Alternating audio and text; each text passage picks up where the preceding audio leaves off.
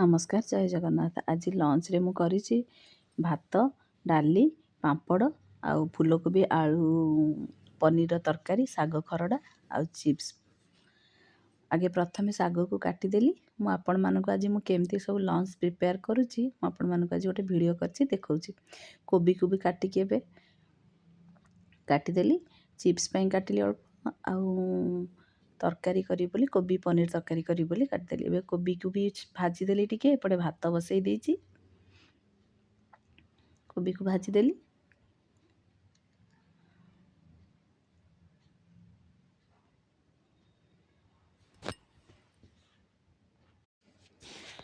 ଏବେ କୋବି ଭାଜି ଆସିଲାଣି, ତାକୁ ଅଲଗା ଜାଗାରେ କାଢ଼ିଦେଲି।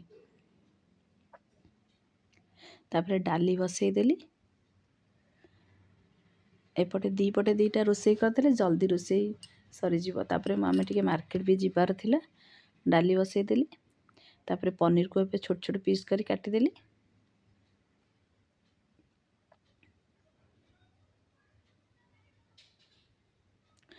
ପନିରକୁ ବି ଛାଣିଦେଲି।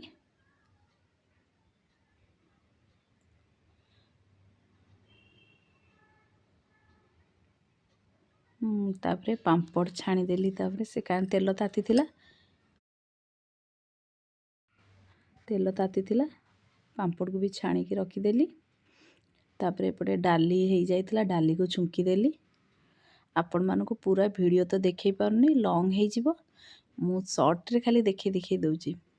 ତାପରେ ତେଲ ବସେଇକି କରେଇ ତତେଇ ତେଲ ବସେଇକି ସେଥିରେ ତାପରେ ମସଲା ପକେଇକି ମସଲା କଷିଲି। ଆପଣମାନଙ୍କୁ ତ ତରକାରୀର ଭିଡ଼ିଓ ସବୁ ଦେଖାଉଛି, ଖାଲି ସର୍ଟରେ ମୁଁ କେମିତି କରୁଛି ପ୍ରିପେୟାର ସବୁ ଆପଣମାନଙ୍କୁ ଦେଖାଇ ଦେଉଛି। ତାପରେ ଯେଉଁ କୋବି ଆଳୁକୁ ବି ଛାଣି ଦେଇଥିଲି, ତାକୁ ପକେଇଦେଲି କଷିବା ପାଇଁ। ଏବେ ତାକୁ ପରିବାକୁ ପକେଇକି ଟିକେ ମସଲାରେ କଷିବା। ତାପରେ ଦେଖନ୍ତୁ, ଏବେ ତାକୁ ପନିର ପକେଇଦେଲି। ଲାଷ୍ଟକୁ 2-3 ମିନିଟ୍ ପୁଣି ପନିର ପକେଇକି 2-3 ମିନିଟ୍ କଷିଦେଲି।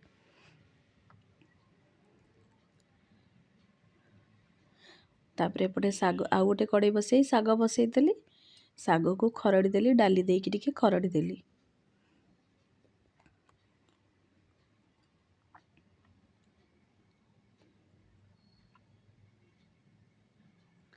ତାପରେ କୋବି ଯେଉଁ କାଟିକି ରଖିଥିଲି ତାକୁ ଟିକେ ଚିପ୍ସ କରିଦେଲି।